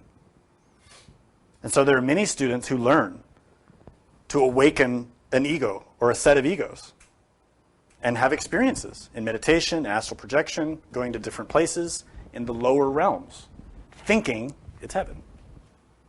Thinking they're working on the ego when they're really making it fat. You see, none of us think we're bad. Nobody thinks they're doing wrong. Nobody thinks they're doing evil. And as soon as they start having experiences, they think, see, I'm succeeding, I'm doing it the right way, and everybody else is doing it wrong. And that's what you hear, right? If you go to the different groups and listen, they all say, we have the only true method, and everybody else is mistaken, and everybody else is going to hell but us. That's pride. So it's really important to make the difference. Learn to awaken, free of any ego. And to know the taste of that is not an easy thing. The ego is extremely subtle and extremely clever. So that's why I always recommend that constant inner awareness, questioning what you experience inside and outside, always doubting, am I really experiencing that? Who is experiencing that? Am I building pride because of these experiences? Am I building envy? We always have to be questioning and doubting. And that's one way of staying aware of the ego. Any other question? Please. Maybe it's a play on words, but we talk about subject, object, location, which is actually in Tibetan, right? And then in the book of the Revolution of Dialectic, I guess on the fallacy of the ego, or one of them, it talks about how we shouldn't separate ourselves from subject, object, perceiver, perceived, and blah, blah, blah. So this is a play on words, or what is this really? Yeah, it's difficult to understand because the intellect gets in the way with the terminology. It's very hard to resolve what appears to be a contradiction. The answer to that comes out of practice. What I would suggest to you is to not avoid the contradiction. Allow it to be contradictory. And work with it. And what emerges through practice, in my experience, is that you start to see it's not a contradiction at all. It's a matter of perspective. It's just a perspective. It's how you see things. That's what makes the difference. So, in certain books, in Revolution of the Dialectic, in The Great Rebellion, and in Revolutionary Psychology, Samuel Monville explains that it's necessary to separate between states and events, observer and observed, etc. And that sounds like a division, and he calls it a division of attention in those three books. But as you mentioned, in Revolution of the Dialectic, he says, don't separate. And it sounds contradictory. And I remember I mentioned in a previous lecture a few months ago that he also said in two different places, you are not the I. You are not the ego. But then in another book he says, never ever say that you are not the ego. You are the ego. But these are contradictory instructions. How do we understand that? Well, you have to go deep into the meaning, right? So the advice that I would give you is simply this. Work intensely on the cognizance of everything. In the full cognizance of everything, there is no separation. But in order to learn that, you have to separate. It's a way of training consciousness to become aware of observer and observed. And once you establish that awareness, the difference between them vanishes because there is no real difference. But you first have to establish the awareness of it. Does that make sense? Okay, that's all. Any question back here? Yeah. Is it possible to do work on the consciousness while in the heavenly realm? If you cannot, then it will seem that those heavenly vacations you were lauding in this lecture are a bit of waste. You will be expending with karma just to receive some pleasurable perceptions, but cannot utilize these in any way for spiritual advancement. Right. And if you can make progress in those realms, why will masters ever want to fall? A more relevant question for our current situation might be, can we end on the way? Let me answer the first part first. Yeah, let me answer the first part. The question is about, can we still work on ourselves if we earn a vacation in the heavenly realms? And if we can, why would masters ever want to fall from there? It's very important that at some point in our practice, either during our physical life, or if we didn't have it then, after death, that we at some point in our development as a soul experience what it's like in the superior world. It's extremely important that we have that experience. And this is one of the reasons why we emphasize meditation and astral travel so much. The reason for that is, when we say work on ourselves, we need to understand what that means. When we talk about it physically, we're generally talking about working on the ego, on eliminating the ego. And generally, we want to work on the ego because we want to stop suffering. We're tired of being in pain. We're tired of having karma. We're tired of not having any influence or control over the course of our life. So that's usually why we want to work on the ego. And then we also have that longing to know God and to know what's really real about spirituality and heaven. And the honest truth is, you can never comprehend what an ego truly is until you understand what it should be. And what that means is this. If you're experiencing lust, that is a certain type of light that has been modified by desire and become lust. But when the modification of that light is eliminated, either through hell or through cognizant work on ourselves, that light is revealed to be chastity, which is very pure and very beautiful. You can't understand lust until you understand chastity. And likewise, you're trying to work on pride, if you're trying to work on envy, you cannot really understand those defects until you understand that pride really is modified humility. It's humility that became an ego, an I. When the I is removed, humility is revealed as the light, which is beautiful. And envy is revealed to be happiness for others. So, in some schools, there is an intense focus on ego. And they talk a lot about the ego and working on the ego. And this is good. But it can't succeed unless you also are working on understanding the virtue. What you should have done instead of what you did. So the experiences that a person can have either during life or after death in the superior worlds are an experience that shows you the true nature of consciousness in those levels, as opposed to hell. And you need that experience. Why? We only know the cage that we're in. We think this is happiness. We think getting a new car or getting a diploma or getting a house or paying off the mortgage is happiness. It isn't. It has nothing to do with real happiness. Genuine happiness has to do with how the soul vibrates when it's free of ego, and that is a vibration in the superior world. So those experiences teach you a lot, whether you have them during life or after death. They teach you a lot. They teach you a lot about suffering and how bad suffering really is. So we need that. When we're working on the ego, we need to be understanding its opposite. If we don't, we will never want to abandon the ego. We're so accustomed to the ego, we think that's it, especially lust. This is the biggest obstacle most people have with this teaching. They don't understand that lust is the inferior aspect of that energy. Chastity is what it really should be, and it is far superior to lust in every way. People think that through lust they get satisfaction and they get happiness, and they're wrong. Through lust only comes discontentment and an increasing of desire.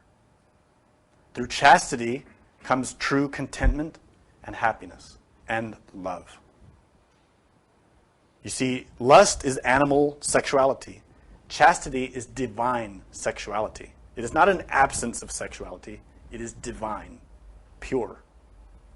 No ego, no lust, no pride, no anger, no envy, no resentment, no fighting, no jealousy, no fear or doubt about the spouse. But love and contentment, perfect. And this is true for every ego. We only think pride can make us happy because we only know pride. We don't realize how much suffering pride creates. So when we have our meditation practice focused on pride, we need to also be studying what is humility. It's only that will help you truly renounce pride. when you see that humility is better. If you never see that it's better, you will never renounce the defect. And this is an obstacle that many students get caught in.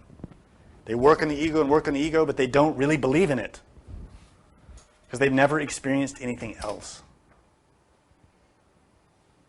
This is why experiences in the superior worlds are important. And this is why people who just begin in this tradition are usually given those kind of experiences. You'll hear many beginners who arrive here in this teaching and start having experiences with angels and Buddhas and masters, and they get all inspired because that's the being showing them you can have something more than just pornography and money and suffering all the time. There is something more. And the second part of that question was, why do masters fall? If we can work on ourselves in those superior levels, why do they fall? They fall because they fall victim to desire, just like anyone.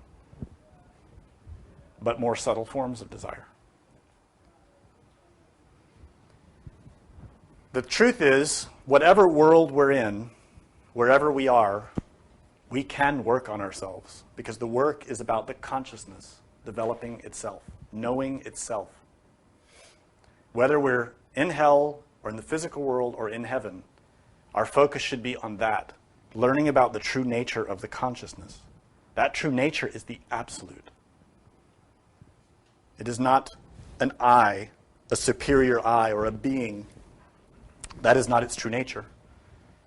And in any place and time, we can turn our inquiry into that nature and learn about it. So there's never an excuse, I can't work on myself. That's a lie. In every moment of every day and night, you can work and learn just by inquiring back to where that attention is coming from. Where is your attention coming from? Your true nature. Is there another question? If we find ourselves in hell, is there anything beneficial that we can do there? Or is there nothing to do but to go through the purification? So the question is, if we find ourselves in hell, what can we do that's beneficial there? The answer depends on whether you're already dead or not. The answer depends on that. The reality is that we are in hell already. We just haven't realized it. This physical world is sinking into hell. Hell is defined by a complication of energy, where the laws become more and more complicated in order to reduce matter down to its simplest forms. That's what hell does. It applies more and more laws to break down matter and energy. And that's happening all around us. The proof of it is to visit any big city and see how complicated suffering is becoming. How difficult. It is the sinking of matter and energy into deeper and deeper laws to start the process of purification. And we can also see nature reflecting that change. Nature is starting to implement that process of breaking things down. And if you don't believe me, just watch the news. It's been happening, it's been building for a century. And it's going to continue building. If you awaken consciousness in hell, good. Become aware of it. Learn about it. Try and find out why you are where you are. If you are there, it's because you belong there. So what brought you there? If you still have a physical body, then take advantage of that experience so that you don't have to go back there when you lose that physical body. So I would suggest that you pray to your Divine Mother and ask her to teach you why you're there and how to change it.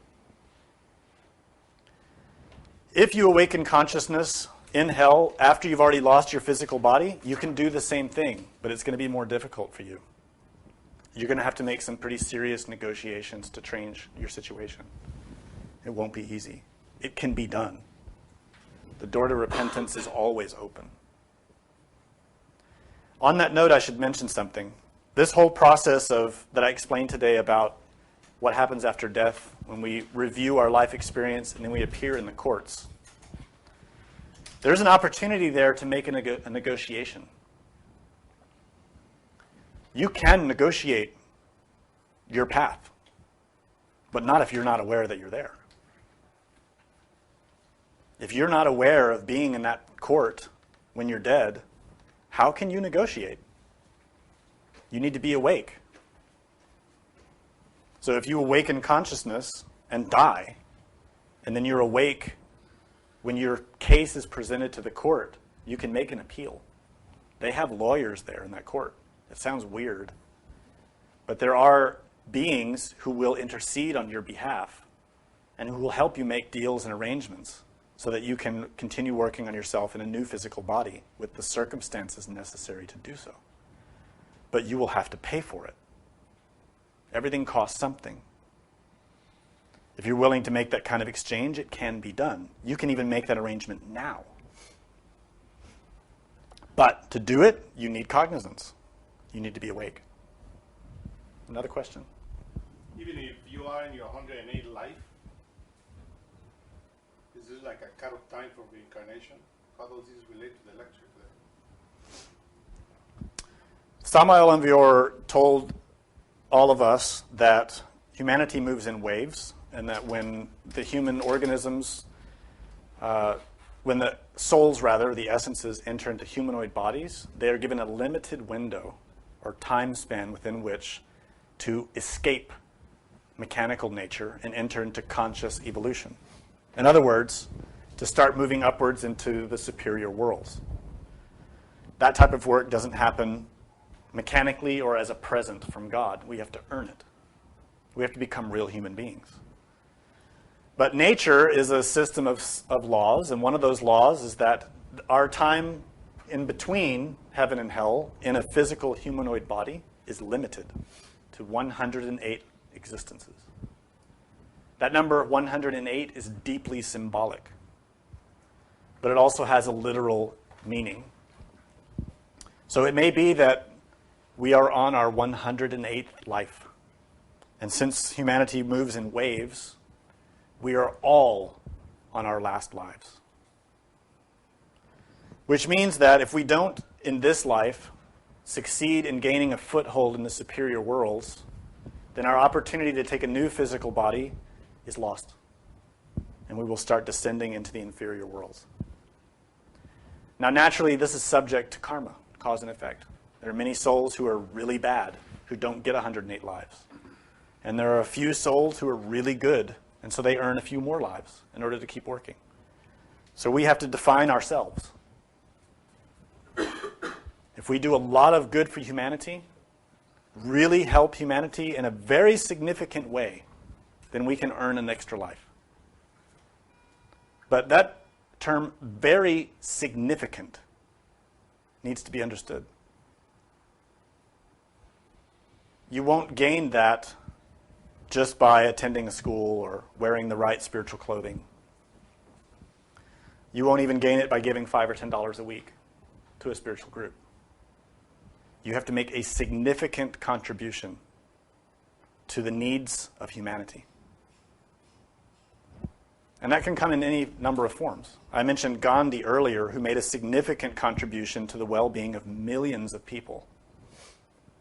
It wasn't directly a spiritual thing that he did, but it improved the livelihood of many millions of people. He received the benefit of that action. So if you want to earn extra existence, you have to question yourself in that way. What can I do? How can I give of myself to others? In a significant way, according to my skills and talents, the things that I can do to help other people. That's what you have to ask. I've told you before in other lectures that I know for a fact that I'm on my last life. I know it. I don't care if anybody doesn't believe me. I've had too many experiences knowing that. And that's why I'm doing what I can do. I can't do much, but I do as much as I can. So the same has to be true for anyone else who wants another opportunity. I don't have the audacity or the arrogance to assume I'm going to succeed in this lifetime. I seriously doubt it. I'm too weak. I'm too lazy. I need another life. So I'm working hard to try to earn that. And really, this is the focus. If you've ever studied Tibetan Buddhism, this is the entire focus of Tibetan Buddhism. Not on this life, on the next one. The next one is not set in stone yet. You might get one, you might not. It's not decided yet. It depends on what you do now. Your current life has limitations. At least you have the chance to practice spirituality, to practice gnosis. That's huge benefit. And if you take advantage of that and really use it well, you can earn an even better opportunity in your next life. Now that brings up an important memory, something that's coming in my mind now that's really important about this. There are many prophecies and predictions about the end of this era, and I hinted at it a moment ago when I said nature is starting to consume things. It is true that humanoids are now in their 108th lives, and that most of the human beings on this planet who are dying now will not come back into new bodies. This is true. It's also true that this race is nearing its end, and over the next number of years, it will be completely wiped from this planet. This is also true. No one knows the date and the hour, but it will happen. So that begs the question, if everything's going to end, why would I want to come back into a new body? You don't have to come back here. That's the answer. And to me, that's pretty enticing. I don't want to come back here. There are billions of planets. Billions where you can continue working. We just don't know about them. There are also other levels of existence, other dimensions where you can continue working. And Samael Aun mentioned this in his lecture about the mysteries of life and death. He said that if you earn it, you can take a new body in another world, in another place that will help you to keep working on yourself. So don't feel scared and afraid about what's happening on this planet. We need to be concerned. We need to be aware of it. But it also doesn't mean that we're limited by it. We need to take it as an inspiration to do better and to earn a better chance, to keep having our eye up into the heavens. Any other questions? Yes? So once you reach 108 and you die and you no longer have a body to reincarnate into, Yeah. whatever state you're in at that point is permanent? No, not permanent. Nothing's permanent. Okay. Whatever state you're in at that point just determines what happens with your evolution next. And you will go along according to the karmic current that you've established. So if that karmic current is weighed down by a lot of karma, it will pull you into being recycled by nature so you can be purified. But if that karmic current is more projected upwards because of good deeds, then you can earn another chance to keep trying to ascend that current. Make sense? Nothing is permanent.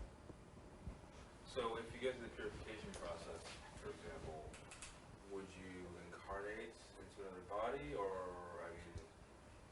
Yeah, that gets really complicated. where is it?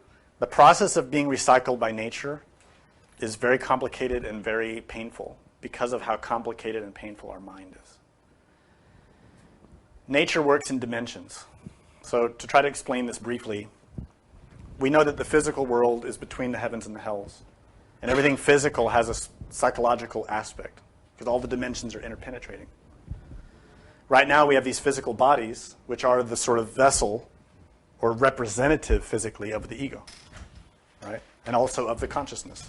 Everything that we are as a person, both positive and negative, is represented in the physical body. When that physical body dies, yeah, it's all in the book Hell, Devil, and Karma. It's explained there. It's true. When that physical body dies, all that energy of the psyche has to be handled by nature, both the good parts and the bad parts. The bad parts, of course, will be recycled in hell. And in some cases, there are physical components that help transmit that energy and manage it in the process of devolution. And generally, those are in the bodies of animals. Monkeys. Pigs. Dogs. Rats, another example. And I'll give you my personal opinion. Please take this with a grain of salt. Maybe a jar of salt. In my opinion, I have not confirmed this through any experience in the inner world, so please be aware of that. Don't spread this around like I'm saying this is the truth. It's my opinion, based on my perception thus far, that the way this humanity is processing animals for food, chicken, pigs, cows, is related to the process of hell that we are all headed into.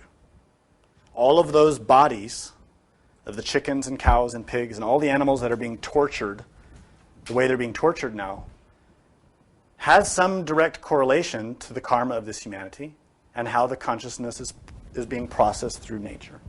It wouldn't surprise me at all if those bodies are the vehicles through which the egos are flowing as they get dissolved. Because whatever's in that animal is suffering a lot. Wouldn't surprise me if that was our egos of pride and vanity and fear and envy in those bodies. It would make sense. But again, I haven't confirmed that. I'm just trying to understand how that situation can exist on this planet, because it's a horrifying situation.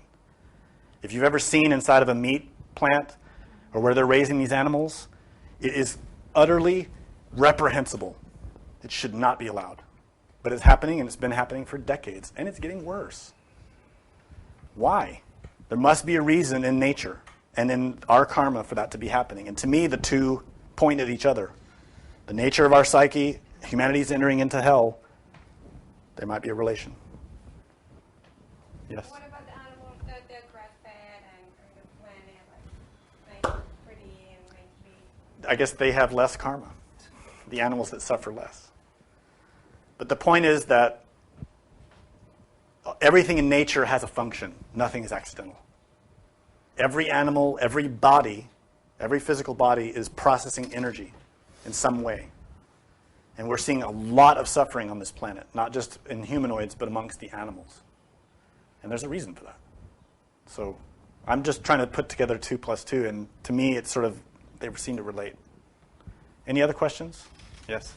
You said a dog is an evolutive animal and cat, because I know that we use cats for meditation purposes and like to be like kind of like protection when you go into the astral world. Mm-hmm. So cat is more the evolutive animal. Well, I don't think that we can say definitively that all cats are evolving and that all dogs are devolving, etc. I don't think nature is that defined. I think it depends. Nature is the divine mother, and she has an intelligence and a power that we can't comprehend. I think that in general, according to what the Master Samael taught us, that cats are evolving, but I think there are exceptions. I think that it's possible for the divine mother to put an ego of a person in a cat so that that ego can be processed through nature. Likewise with dogs. Some dogs are evolving, some are devolving. It depends. Nature is beautiful and complicated, and my little puny intellect really can't grasp all of that. So I think we have to speak in generalities rather than saying definitively one way or the other. So, but yeah, if you have a cat to help you with your practices, this is good. Well, you mentioned that about when we go into going to sleep and putting our body to sleep, and we want to go and meditate. Right. And we have to learn from the cat. Well, it depends. Again, it's going to depend on the cat. Yeah. Whether that cat is at a level where it can help you, and a type of cat that can help you. They're not all the same. Specifically with related to astral projection or going out of the body consciously, in general, you want to find a black cat. Yeah. They just have a special affinity with being able to do that. They have a lot of power. But it doesn't mean that every black cat will be good. They're just elementals, you know. So they're just innocent animals. And you have to know the level of the animal and its characteristics. They're just like people. They have a lot of differences amongst them. Some are strong, some are weak, some are unreliable. Does the cat have to be totally black? Or No. have a white spot on it? You have to know the cat and feel it and get to know it, and then you'll determine if it's the right cat. It's individual. And was there another question back there? No? Okay. Thank you. Thank you.